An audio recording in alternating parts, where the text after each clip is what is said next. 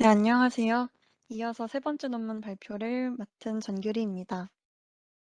이 논문은 European Journal of Nuclear Medicine and Molecular Imaging의 올해 4월 49권에 게재된 한국 저자의 논문이고, 저널의 임팩트 팩터는 10.057입니다. 제목은 Second Primary Malignancy Risk in Thyroid Cancer and Matched Patients with and Without Radioiodine Therapy Analysis from the Odyssey입니다. 이 논문은 사이로드 캔서 환자 중에서 레디오 아이오딘 치료를 받은 환자가 그렇지 않은 환자보다 2차 암의 위험이 있는지 확인하는 연구이고 1대1 프로펜시티 스코어 매칭을 적용해서 콕스빌의 위험 모델로 위험비를 계산했습니다. 레디오 아이오딘, 방사성 요오드는 스스로 남아있을 수도 있는 갑상선 암을 제거하기 위해 시행되는 치료제이고 60여 년 이상 전 세계적으로 널리 사용되어 온 검증된 치료제입니다. 그럼에도 불구하고 방사성 물질이기에 이차함의 발생 위험에 대한 학계 논란이 꾸준히 있어 왔습니다. 이에 대한 관찰 연구가 지난 수십 년간 있어 왔지만 스터디 디자인이 이질적이었고 환자 수가 적었습니다. 오직 하나의 선행 연구에서만 건강보험공단 자료를 이용해서 프로펜시티 스코어 매칭 기법을 적용했는데 연구에 부합하는 환자의 수가 적었고 매칭 파라미터 또한 연령, 성별, 동반 상병 지수에 국한되었다는 한계가 있었습니다. 이에 본 연구에서는 옴옵시디엠을 이용해서 대규모 후양적 연구를 진행하였고 국내 4개 병원의 갑상선 환자 코호트를 구축했습니다. 환자군과 대조군의 프로펜시티 스코어 매칭을 적용해서 사이로드 캔서에서 레디오 아이오딘 치료 시행 여부와 2차 암 발생 간의 상관관계를 분석했습니다. 연구 데이터베이스로는 분당서울대병원, 서울대병원, 서울성모병원, 순천향대 부천병원의 약 20년치 데이터가 포함되었고, 이 데이터들은 모두 옴옵시드엠으로 변환되어 사용되었습니다. 연구 디자인은 후향적 비교 코호트 연구이고 1대1 프로펜시티 스코어 매칭 기법을 적용하여 콕스 모형으로 분석한 연구입니다. 비교 코호트 연구를 위해서 아틀라스에서 환자군과 대조군의 코호트를 구축했습니다. 우선 이전에 갑상선암을 진단받고 갑상선 절제술을 시행한 환자 중에서 갑상선암 이외에 다른 암은 진단받지 않았던 환자가 연구에 참여했고, 그중에 레디오 아이오딘 치료를 받은 환자를 타겟에 받지 않은 환자를 컴패러티브 군에 넣었습니다. 타겟군의 리스크 윈도우는 레디오 아이오딘 치료를 받은 가장 최근 날짜에서 1년 후부터 관찰을 시작했고, 컴패러티브군은 레디오 아이오딘 치료를 받지 않았기 때문에 갑상선 절제술을 가장 처음 받은 날짜로부터 1년 후부터 관찰했습니다. 아웃컴인 2차 암은 사이로이드 캔서가 아닌 모든 종류의 암 진단으로 정의하였고, 코호트와 아웃컴을 이용해서 인시던스 레이트 아날리시스를 할 때에는 다양한 타임 앤 리스크에서의 결과도 같이 보고 싶어서 서브그룹 아날리시스를 병행했습니다. 사이로이드 캔서 스테이지와 레디오 아이오딘 누적 용량에 따른 분석을 위해서 각각의 데이터를 옴옵시디엠으로 변환했습니다. 타겟군과 비교군 간의 셀렉션 바이어스를 줄이기 위해 1대1 프로펜시티 스코어 매칭을 하였고, 매칭 변수로는 성별, 연령과 같은 인구학적 정보와 간염, 당뇨, 심혈관 질환과 같은 컨디션 어큐런스 테이블의 변수가 사용되었습니다.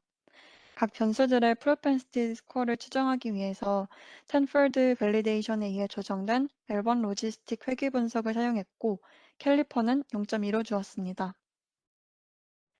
콕스 모형을 이용해서 위험비를 계산하기 위해 션펠드 레지듀얼 테스트를 시행해서 비례성 위험 가정을 만족시키는 것을 확인했습니다. 생존 함수는 카플란마이어 에스티메이션 방법으로 추정했고 로그랭크 테스트를 통해 이를 비교했습니다. 본 연구는 4개 병원의 데이터를 사용했기 때문에 메타 분석을 시행했고 그 방법으로는 고정효과 모형, 피밸류 결합 방법, 베이지안 모델이 사용되었습니다. 타임 앤 리스크 기간에 따른 서브그룹 분석의 경우에는 갑상선 암 스테이지, 2차 암의 유형, 진단 시 연령, 레디오 아이오딘 누적 복용량에 따른 위험비를 각각 계산하고 메타 분석을 시행했습니다.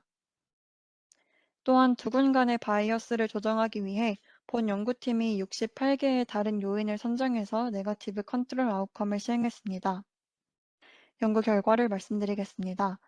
연구 참여자는 원래 타겟은 만여 명, 대조군은 13,000여 명이었는데 프로펜시티 스코어 매칭 이후에는 두 군 모두 5,374명으로 같아졌고 스탠다드라이즈드 민 디퍼런스를 보시면 두 군 간의 차이가 조정되었음을 확인했습니다. 인시던스 레이트, 하자드 레이시오, 피밸류를 보시면은 타겟과 대조군 간의 유의미한 차이가 모두 없었습니다. 카플란 마이어 곡선과 로그랭크 테스트 p-밸류 값에서도 두 군 간의 유의미한 차이가 없었습니다. 네거티브 컨트롤 아웃컴을 적용해서 보정된 p-밸류 값에도 유의미한 차이가 없었습니다. 다음으로 메타 분석 결과에서도 유의한 차이가 없었습니다. 서브그룹 분석 결과에서도 유의한 차이가 없었는데 이때 갑상선암의 스테이지에서는 1과 3에 대해서만 분석이 시행되었습니다. 스테이지 2와 4는 데이터가 부족해서 진행되지 못했습니다. 본 연구에서는 레디오와 아이오딘 치료와 2차 발생 사이에 유의미한 연관성이 없다는 것을 일관되게 보여주고 있습니다. 국내 선행 연구 중에 건강보험공단 자료를 이용해서 본 연구와 같은 결과를 도출한 메타 분석 연구가 있었는데 이 연구에서는 첨부 자료를 사용했기 때문에 자세한 환자 정보를 사용하지 못했다는 한계가 있었습니다. 이와 비교했을 때 본 연구는 더 많은 환자 데이터를 이용해서 보다 정확한 비교를 수행했다는 데 의의가 있습니다. 또한 보험공단 자료를 이용한 다른 선행 연구에서는 레디오 아이오딘 용량이 3.7기가베크렐을 넘는 환자에게 혈액암의 발생 위험이 유의미하게 높았다는 결과를 보고했고 서울대병원의 단일기관 자료를 이용한 또 다른 선행 연구에서는 37기가베크렐 이상의 용량을 받은 환자에서 모든 이차암 위험이 유의미하게 높았다고 보고했습니다. 그러나 이 모든 연구들에서는 매칭 방법을 적용하지 않았다는 한계가 있었습니다. 이와 비교했을 때 본 연구는 프로펜시티 스코어 매칭을 사용했다는 의의가 있고 보통 전체 환자의 90% 이상은 7.4기가베크렐 미만의 용량에 투여된다는 점에서 조금 더 일반적인 임상 환경에 맞춰서 수행되었다는 의의가 있습니다. 한편 본 연구는 후향적 연구였기 때문에 추적 기간과 검진 정보는 레지스트리 연구에 비해 이질적일 수 있습니다. 또한 바람 관련 다른 생물학적 교란 변수가 있을 수 있는데 데이터의 한계로 이를 모두 포함하지는 못했습니다. 같은 연구로 갑상선암의 초기 환자가 주로 타겟에 포함되었고 많은 데이터를 이용했지만 이차암, 특히 혈액 이차암의 사례가 적었습니다. 마지막으로 비혈액학적 이차함을 관측하는데 본 연구의 관찰 기간이 다소 짧았기에 보다 긴 추적 기간의 연구가 필요합니다.